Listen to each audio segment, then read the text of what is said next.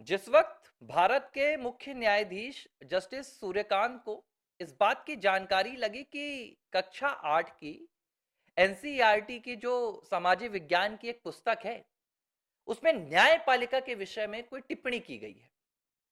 वैसे तो न्यायपालिका के पास वक्त नहीं होता है, सुप्रीम कोर्ट के पास समय नहीं होता है, लेकिन जस्टिस सूर्यकांत के सामने जब इस मुद्दे को लाया गया तो उन्होंने तमाम मुद्दों को किनारे पहले किया और उन्होंने इस मुद्दे को प्राथमिकता दी।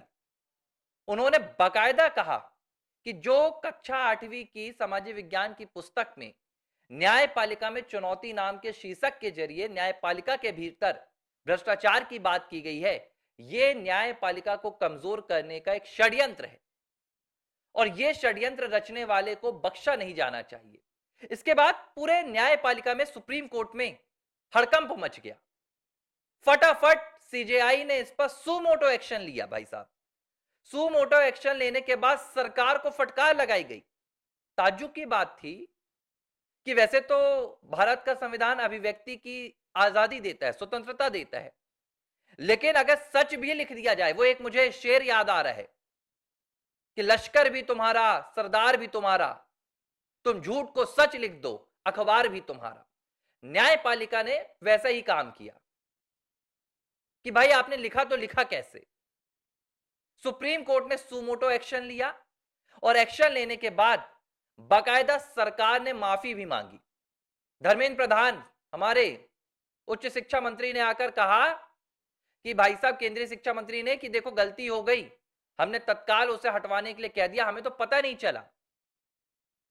सत्ता पक्ष के वकील और विपक्ष के वकील, कपिल सिब्बल हो, अभिषेक मनु सिंघवी हो या तुषार मेहता हो, सभी ने एक सुर में कहा कि नहीं, यह अच्छी चीज नहीं हुई। यहां तक तो ठीक था कि ठीक है, न्यायपालिका को पसंद नहीं आया, यह पसंद की बात थी, इसमें कुछ गलत नहीं था। अभी भी भारत की संसद में दिल्ली हाई कोर्ट के न्यायमूर्ति जस्टिस यशवंत वर्मा के भ्रष्टाचार के मामले में चर्चा होनी है। सीजेआई साहब, क्या वो भ्रष्टाचार का मामला नहीं है? क्या वो ईमानदारी की पराकाष्ठा है? क्या ईमानदारी की मिसाल पेश करके गए हैं आपके जस्टिस यशवंत वर्मा? मैं आपसे पूछ रहा हूं, लगाइए मेरे खिलाफ कंटेम्प्ट। लेकिन हम भ्रष्टाचार कहीं भी होगा, चाहे वो न्यायपालिका में हो, आवाज उठाएंगे। 26 फरवरी को न्यायपालिका ने यह फैसला सुनाया, सुप्रीम कोर्ट ने, जिसमें सीजेआई साहब ने कहा कि देखिए भैया, ये जो पूरा पाठ्यक्रम है, इस पुस्तक पर बैन लगा दो, इसकी डिजिटल कॉपी पर बैन लगा दो, इसकी हार्ड कॉपी पर बैन लगा दो, फाड़ कर फेंक दो, नामो निशान मिटा दो ऐसी किताब का जो न्यायपालिका में भ्रष्टाचार की बात करती है, जो न्यायपालिका पर प्रश्न चिन्ह खड़ा करती है। अरे हिम्मत कैसे हुई, न्यायपालिका में भ्रष्टाचार का इल्जाम लगाएंगे? भाई न्यायपालिका तो मैं कहूंगा कि भाई वो गंगा सी है, वहां तो भ्रष्टाचार होता ही नहीं। आज तक भारत के आजादी के इतिहास में 78 सालों में कभी भी न्यायपालिका में कोई अपराधी नहीं पकड़ा गया। कभी लोअर कोर्ट से लेकर सुप्रीम कोर्ट तक किसी जज के घर में पैसे नहीं पाए गए, कभी किसी जज को बर्खास्त नहीं किया गया, कभी कोई बाबू नहीं पकड़ा गया जो मुकदमे की तारीख होती है वो आगे बढ़ाने के लिए। सीजेआई साहब ने यह फैसला सुनाया, लगा कि अब यह मामला खत्म हो जाएगा। सीजेआई यहीं नहीं रुके, इस मामले में फिर सुनवाई हुई और सीजेआई ने क्या कहा? सुप्रीम कोर्ट ने कहा इस पूरे मामले में, सीजेआई सूर्यकांत ने, कि जिसने भी ये किताब में ये पाठ लिखा है, उन शिक्षाविदों को पकड़ो, उनका दाना पानी रोक दो। कहीं भी शासकीय फंड से अगर कोई संस्था है तो वहां उन्हें काम नहीं मिलेगा, शासकीय काम उन्हें नहीं मिलेगा। यह उनके खिलाफ एक्शन लिया जा रहा है। इस पूरे मामले को बीते दिन एक ऐसी पार्टी की राज्यसभा सांसद ने इस देश की संसद में उठाया जिनकी अपनी खुद की सत्ता नहीं है। फिलहाल शिवसेना उद्धव ठाकरे गुट की नेता प्रियंका चतुर्वेदी, राज्यसभा से उनकी अगले महीने विदाई होने वाली है, लेकिन जाते जाते शाबाशी दूंगा मैं कि जो देश की सत्तारूढ़ बड़ी बड़ी सरकारें नहीं कर पाई, बड़े बड़े नेता नहीं कर पाए, वो प्रियंका चतुर्वेदी ने कर दिया। प्रियंका चतुर्वेदी ने क्या कहा? प्रियंका चतुर्वेदी ने राज्यसभा के पटल में खड़े होकर कहा कि न्यायपालिका को इस बात का बुरा लगा था कि उन्हें भ्रष्टाचारी बता दिया गया या न्यायपालिका के भीतर भ्रष्टाचार की घटना बता दी गई, ठीक है, स्वीकार है।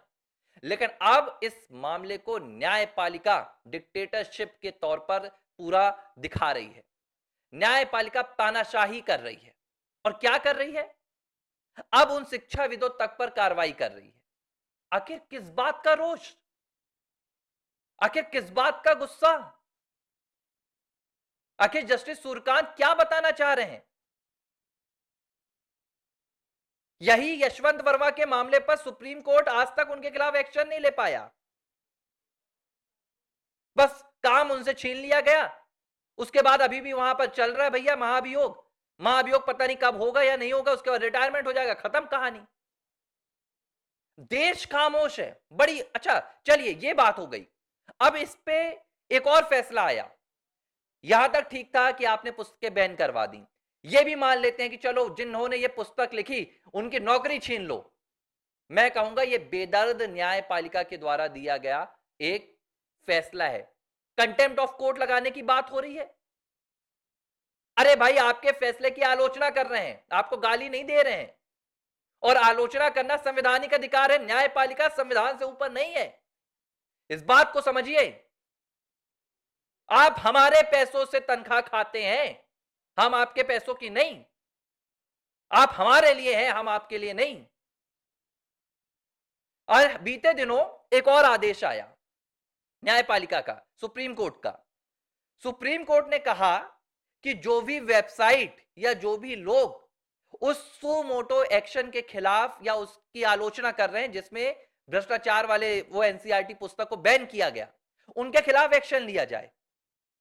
सरकार को निर्देशित किया जा रहा है सुप्रीम कोर्ट के द्वारा कि जो भी हमारी आलोचना करेगा उस फैसले के खिलाफ, उसकी वेबसाइट पता करो, उसका ब्लॉग पता करो, ढूंढो, उसको जमीन से निकाल कर लाओ और उसके खिलाफ कार्रवाई करो। यह सुप्रीम कोर्ट का सुनाया गया हाल ही में फैसला है। सुप्रीम कोर्ट ने यह निर्देश दिया है केंद्र सरकार को। मतलब सुप्रीम कोर्ट अब अपने खिलाफ आलोचना भी नहीं होने देना चाहती है और सीधे तौर पर यह लोकतांत्रिक परंपरा के खिलाफ है, यह संवैधानिक परंपरा के खिलाफ है। भारत में लोकतंत्र के जो 3 सबसे अहम स्तंभ होते हैं वो व्यवस्थापिका है, वो कार्यपालिका है और फिर न्यायपालिका है। और तीनों संविधान के दायरे में आते हैं। तीनों इस देश की जनता के लिए हैं, कोई जनता से परे नहीं है। भारत के मुख्य न्यायाधीश अपने आप को माय लॉर्ड कहलवाते हैं, लेकिन वो लॉर्ड नहीं है। लॉर्ड जैसा उनका आचरण नहीं है। वो भी संविधान से बंधे हुए हैं और उनको जो फैसला सुनाना होता है वो संविधान और कानून के संबंध सुनाना होता है। मुझे ये बात बताएं, ठीक है, अगर मुझे अभी ये जो इन्होंने कहा ना कि उस फैसले की आलोचना कोई करेगा तो उसके खिलाफ कंटेम्प्ट ऑफ कोर्ट लगाया जाएगा। मैं आलोचना कर रहा हूं, चलिए लगाइए, मौका तो देंगे ना कंटेम्प्ट ऑफ कोर्ट में सुनवाई का, तो हो जाएगी सुनवाई। सुप्रीम कोर्ट के मुख्य न्यायाधीश जस्टिस सूर्यकांत का कहना है कि अगर उस फैसले की कोई आलोचना करेगा तो उसके खिलाफ एक्शन होना चाहिए, भिजवाइए जेल। अगर संविधान को बचाने के लिए जेल जाना है तो मैं जाने के लिए तैयार हूं, मुझे परवाह नहीं है अपनी। लेकिन इस देश में तानाशाही की शुरुआत नहीं होने दी जाएगी। इस न्यायपालिका में एक बार नहीं अनेकों बार भ्रष्टाचार हुआ है और उसका पूरा रिकॉर्ड है, उसकी फाइल्स हैं। इसे झुटलाया नहीं जा सकता। जो पुस्तक लिखी गई थी उस पुस्तक में कुछ गलत नहीं था। अगर गलत था तो सीजेआई सूर्यकांत सुप्रीम कोर्ट में यह साबित कर दें कि उसमें गलत था, लेकिन सरकार दब रही है। भाई साहब, सुप्रीम कोर्ट में अगर सरकार के खिलाफ कोई फैसला जाता है, 2018 में तत्कालीन सीजेआई दीपक मिश्रा ने फैसला सुनाया कि एससी एसटी मामले में बिना जांच के गिरफ्तारी नहीं होनी चाहिए। वोट बैंक भड़क गया, एससी एसटी समुदाय ने आंदोलन कर दिया, सीजेआई के फैसले को सदन में पलट दिया गया। कांग्रेस, भाजपा, सपा, हर दल ने साथ दिया। तब वहां पर गरिमा नहीं थी सुप्रीम कोर्ट की। क्यों? क्योंकि भाई वोट बैंक की बात आ गई थी। प्रधानमंत्री नरेंद्र मोदी ही थे, अमित शाह ही गृह मंत्री थे, किसी को न्यायपालिका की चिंता नहीं हुई। पलटो पलटो, फैसला पलटो, वोट बैंक बचाओ, डालो अंदर सवर्णों को बिना जांच के। यह हुआ। कोई परवाह किसी ने नहीं की। लेकिन अब इन निर्देशों पर सरकार चुप है। क्यों? अरे भैया, सुप्रीम कोर्ट में सरकार के 4 केस जाते हैं, सुप्रीम कोर्ट के साथ बना के रखनी है। मुझे याद है किरण रिजिजू जब वो कानून मंत्री थे तो लगातार उनका क्लैश हो रहा था सुप्रीम कोर्ट के साथ। सरकार ने उन्हें कानून मंत्रालय से हटा दिया, अल्पसंख्यक विभाग का मंत्रालय बना दिया है अल्पसंख्यक मामलों का। अब वो संसदीय कार्य मंत्री बना दिया है, और बढ़िया वो आराम से राहुल और सोनिया की बातें करते हैं।